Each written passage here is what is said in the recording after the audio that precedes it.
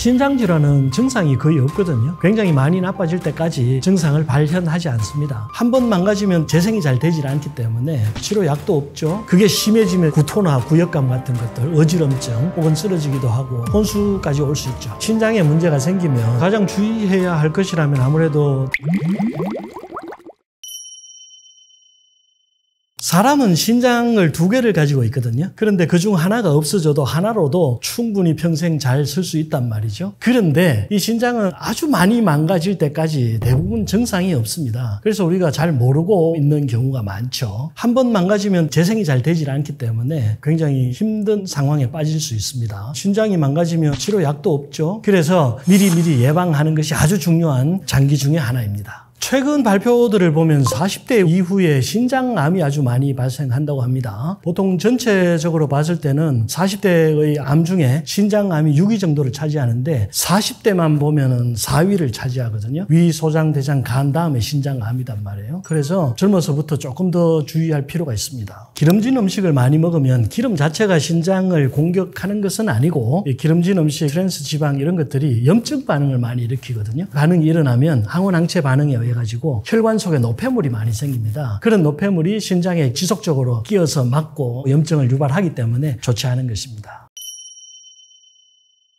신장의 심적인 기능은 2가지죠. 하나는 노폐물을 제거하는 거예요. 우리 몸속에 있는 물에 녹는 노폐물, 수용성 노폐물은 전부 신장에서 걸러집니다. 대신 지용성 노폐물은 간에서 걸러지는 거고요. 그런 노폐물 제거가 가장 중요한 작용이고, 2번째는 이제 혈압을 유지시켜주는 작용을 하죠. 혈압이라는 것을 계산하는 가장 간단한 공식이 체액량 곱하기 모세혈관 저항이거든요. 그래서 몸이 뚱뚱해지고 체액량이 증가하면 혈압이 올라가는 거예요. 그래서 이제 신장에서 레닌이라는 호르몬을 분비해가지고 혈관을 수축시켰다가 확장시켰다가 하는 거예요. 그 외에 적혈구를 생성하는 기능도 있습니다. 에리스로포이에틴이라는 호르몬이 나와서 적혈구 생성에 관여하죠. 그래서 한방에서 옛날에 신기능이 정력에 관련된다 하는 것들이 이런 에너지 생산이나 혈압 관련한 것과 관련이 있지 않나 이렇게 생각합니다. 우리 몸의 기관들은 대부분이 소모품입니다. 오래 쓰면 오래 쓸수록 닳고 손상이 오게 돼 있죠. 신장도 그 중에 하나죠. 그래서 오래 쓰다 보면 손상이 오게 마련이고, 필터라는 것이 그렇잖아요. 필터를 오래 쓰면 다 고장이 나게 돼 있잖아요. 근데 커피 필터든 자동차에서는 에어 필터나 이런 것들은 교체를 해줄 수가 있는데 우리 몸은 교체를 해줄 수가 없거든요. 그래서 100살까지 쓰려면 사는 동안 관리를 철저하게 해줘야 되는 거죠. 자동차를 오래 타려면 어떻게 해야 되죠? 늘 정비를 잘 해줘야 되잖아요. 닦고 조이고 기름치고 해야 된단 말이죠. 택시는 빨리 폐차하거든요. 일반 승용차보다. 왜냐하면 많이 탔으니까. 사람 몸도 똑같아요. 너무 많이 사용하면 빨리 닳는 거예요. 프로 운동선수들이 관절염, 근육질환, 신경질환이 더 많이 오잖아요. 더 많이 썼기 때문이에요. 그래서 너무 안 쓰면 퇴행성 변화가 오지만 또 너무 많이 쓰면 닳아서 없어지거든요. 신장도 똑같습니다. 너무 많이 술 마시고 담배 피고 물 많이 마시고 칼륨 많이 먹고 기름 많이 먹고 하면 신장에 부담을 줄 수밖에 없는 거예요. 그래서 신장을 보존하는 가장 좋은 방법은 신장을 쉬게 해주는 겁니다.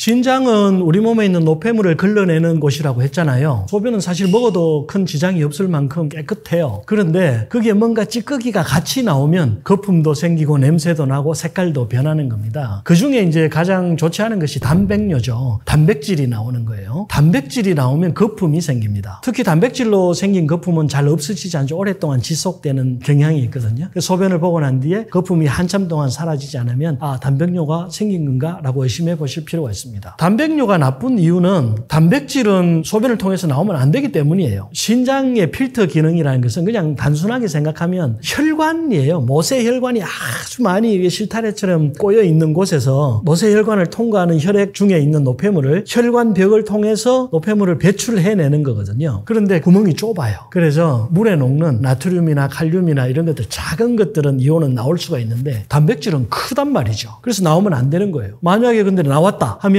이 혈관에 있는 벽을 찢고 나왔다는 것을 뜻해요. 찢고 나오면 어떻게 돼요? 손상이 생기겠죠? 우리 몸에 뭔가 손상이 생기면 염증이 생기잖아요. 그게 심해지면 신우신염도 될 수 있고 신장염이 될 수 있는 거예요. 단백뇨의 구성 성분을 보면 대부분이 알부민이거든요. 간에서 이제 알부민을 생성해서 우리 몸의 혈장의 삼투압을 유지를 해줘야 되는데 단백질이 이렇게 빠져나가 버리면 몸에 부종이 생길 수 있죠. 혈관의 삼투압이 떨어지니까 혈액 속에 있던 물이 조직 속으로 나와 버린단 말이죠. 그래서 여기저기 혈액이 부종이 잘 생길 수가 있습니다. 빈뇨라고 하죠. 소변을 자주 보는 사람들이 있습니다. 낮에도 자주 보고 자다가 자주 보고 주로 나이가 들면 저녁에 야간뇨가 증가합니다. 그런데 빈뇨는 신장 기능과는 크게 관련은 없습니다. 사실 방광 기능하고 관련이 많죠. 방광이란 것은 소변이 반 정도 차면 신호를 뇌로 보내요. 그러면 내가 소변 보러 가야겠다 하는 요의를 느끼는 건데 방광 기능이 예민해지기 때문에 자주 소변을 보는 것이고 야간뇨는 깊이 잠을 자지 못하기 때문에 조금만 잠이 얕아지면 방광에 소변이 찬 것을 느끼게 돼요. 그래서 소변을 자주 보게 되는 거죠. 그리고 빈뇨는 방광 기능 외에도 스트레스와도 굉장히 관련이 깊습니다. 사람이 스트레스를 받으면 자율신경에 이상이 생기거든요. 스트레스를 받아서 자율신경에 이상이 생기면 교감신경이라는 게 흥분해요. 교감신경이 흥분하면 모든 감각신경이 다 예민해집니다. 그래서 방광에 조금만 소변이 차도 뇌로 연락이 오는 거예요. 그래서 자꾸 소변을 보고 싶어지는 거죠. 그 다음에 빈뇨는 이제 감염과 관련이 있죠. 방광염증이 생기면 빈뇨가 생기는데 되게 이제 세균성으로 오는 경우가 많습니다. 그때는 항생제를 투여해서 세균이 사라지면 빈뇨가 사라지는 거죠. 우리가 일상적으로 겪는 피로는 대부분 이제 간에서 온다고 생각을 많이 하잖아요. 왜냐하면 간은 해독기관이거든요. 혈액 속에 있는 노폐물이 쌓이면 그걸 간에서 해독을 하죠. 그래서 간이 튼튼하면 덜 피곤하고 간에 무리가 가면 피곤하다고 하는데 신장도 마찬가지입니다. 신장이 약해지면 노폐물 제거가 잘 되질 않잖아요. 혈액이 산성화된다든지 하는 경향을 보일 수도 있고 노폐물이 증가하다든지 그 다음에 신장에서 노폐물을 제거하지 못하면 요독증 같은 것도 올 수 있거든요. 그러면 신경계에도 영향을 줄 수 있어요. 정신이 혼미해진다든지 기억력이 떨어진다든지 하는 증상도 나타날 수 있죠. 그래서 피로가 간이 아니라면 신장에서 오는 것이다 이렇게 생각해 볼 수 있습니다. 신장질환은 증상이 거의 없거든요. 굉장히 많이 나빠질 때까지 증상을 발현하지 않습니다. 대부분 옆구리가 아프면 내가 신장이 잘못된 것이 아닌가 이렇게 생각할 수도 있는데 실제로 옆구리가 아프다고 해서 신장에 문제가 있는 경우는 거의 없죠. 대신 이제 신장에 문제가 생기면 그 반응이 내장기관으로 연결되는 경우가 있습니다. 신장의 무리가 내 생각과는 상관없이 위장 기능을 방해하는 거죠. 혈액순환이 나빠지기 때문에 가장 가까이 있는 장기들이 영향을 받는다 이렇게 보셔도 좋습니다. 신장 기능이 나빠지면 혈액이 탁해진다고 했잖아요. 요독증이라는 게 발생할 수 있죠. 혈액이 탁해지면 구토나 구역감 같은 것들, 어지럼증 혹은 쓰러지기도 하고 혼수까지 올 수 있죠. 식욕 저하가 꼭 신장 질환을 의미하는 것은 아닌데 신장이 나빠지면 혈액이 탁해진다고 했잖아요. 혈액순환이 잘 되질 않습니다. 그러면 독소가 증가하고 몸 컨디션이 떨어지면 제일 먼저 나타나는 증상이 식욕이 떨어지는 거죠. 신장이 잘못되면 붓기가 나타날 수 있죠. 신장에서 소변을 너무 많이 배출해서 나타나는 질병보다는 신장이 망가지면 체액이 저류되는 경우가 많거든요. 빠져나가지를 못하니까. 그래서 요독증이 생기기도 하고 그 다음에 몸 안에 체액이 저류하게 되면은 혈관에서 삼투압이 떨어지니까 간질로 수분이 빠져나온단 말이에요. 그래서 부종이 생기죠. 부종이 생기면은 다리가 붓는다든지 특히 신장 질환으로 생기는 부종은 함뇨 부종이라고 해서 눌러도 다시 회복되지 않는 그런 부종이 잘 생기고요. 다리가 심하게 붓지 않는 경우에도 눈 주변이 잘 붓는 경향이 있습니다. 사람이 붓는 이유는 몸에 체액이 증가하기 때문이거든요. 대부분 이제 혈관 속에 있는 혈액 중에 있는 수분이 간질로 조직으로 빠져나오기 때문에 붓는 거예요. 그렇게 붓는 이유는 두 가지입니다. 하나는 혈압이 높아졌을 때 신장 기능이 나빠지면 혈압이 올라가잖아요. 그래서 신장 질환이 있을 때 부종이 생길 수 있는 것이고요. 두 번째는 단백뇨가 있을 때 몸에서 알부민이 빠져나가거든요. 알부민이 빠져나가면 혈액이 묽어지는 거예요. 단백질이 빠져나가니까 혈액이 묽어지겠죠. 그러면 간질이 농도가 높아져요. 간질의 농도를 낮추기 위해서 혈액 속에서 수분이 빠져나오죠. 그래서 또 붓는 겁니다. 그래서 부종이 생기는 거죠. 이렇게 부종이 생겼다는 것은 어딘가에 혈액순환이 되지 않고 있다는 걸 뜻해요. 흐름이 나빠졌다는 걸 뜻하죠. 우리 몸 건강을 유지하는데 가장 중요한 것이 혈액순환이라고 했잖아요. 뭔가 순환이 되지 않으면 막히는 겁니다. 그래서 다른 질병, 염증으로 이완이 될 수 있기 때문에 부종이 생기는 것은 항상 유념하고 살펴봐야 됩니다. 신장 질환에서 가장 주의해야 할 것이라면 아무래도 단백뇨나 혈뇨를 들 수 있겠죠. 단백질이나 적혈구가 빠져나오게 되면 신장에 손상을 주기 때문이고요. 그 다음 신장 질환은 사실 실체가 잘 없거든요. 그래서 가장 중요한 것이 염증 제어하는 것입니다. 우리 몸에 염증이 많이 생기면 항원 항체 반응에 의해서 노폐물이 증가하기 때문에 신장에 있는 필터를 손상시키는 경우가 가장 많습니다.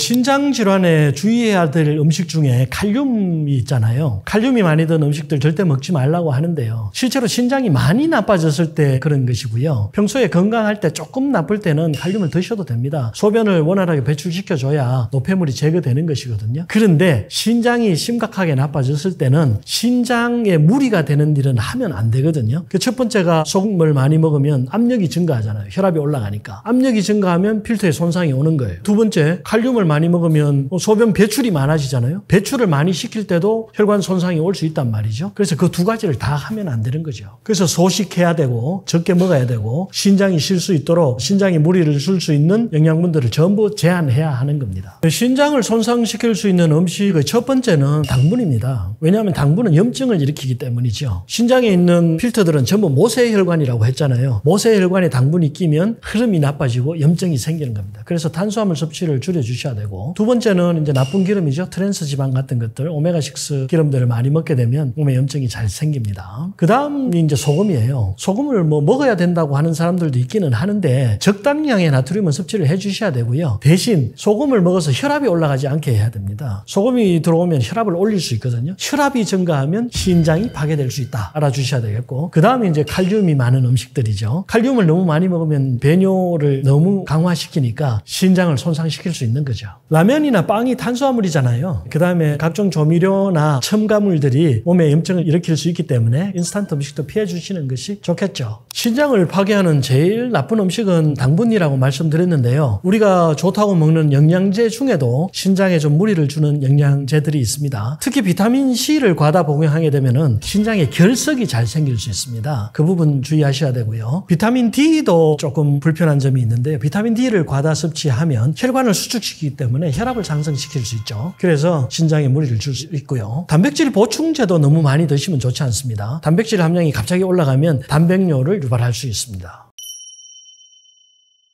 사실 신장을 도와주는 최고의 음식이라는 것은 없습니다. 신장을 좀 쉬게 해줄 수 있는 것이 제일 좋은 것이죠. 이것을 먹어라 저것을 먹어라 하는 것보다 조금 줄여주는 것이 좋아요. 소식을 해야 신장에 휴식을 줄 수 있기 때문이죠. 그래서 소금도 너무 많이 먹지 말고 칼륨도 너무 많이 먹지 말고 당분도 너무 많이 먹지 말고 합성 첨가물 같은 것도 줄이시고 대신 골고루 먹으면 좋은 거예요. 나쁜 것 많이 먹지 말고 술, 담배 하지 말고 골고루 내 몸에 좋다고 하는 것들 골고루 드시는 것이 신장을 위한 가장 좋은 방법입니다. 신장을 위한 생활 습관 중에 가장 중요한 것은 운동입니다. 운동이 혈액순환을 살려주잖아요. 혈액순환이 살아나야 염증이 제거가 되는 것이고 잠을 잘 자는 것도 중요하죠. 잠을 잘 자야 몸속에 노폐물이 쌓이지 않습니다. 그 다음 자율신경을 조절하는 것도 굉장히 중요한데요. 사람이 스트레스를 받으면 그냥 염증이 생긴다고 했잖아요. 그래서 염증이 생기지 않도록 항상 긍정적인 마음 가지시고 용서하는 마음으로 사시면 신장을 위한 가장 좋은 생활 습관 될 수 있겠습니다.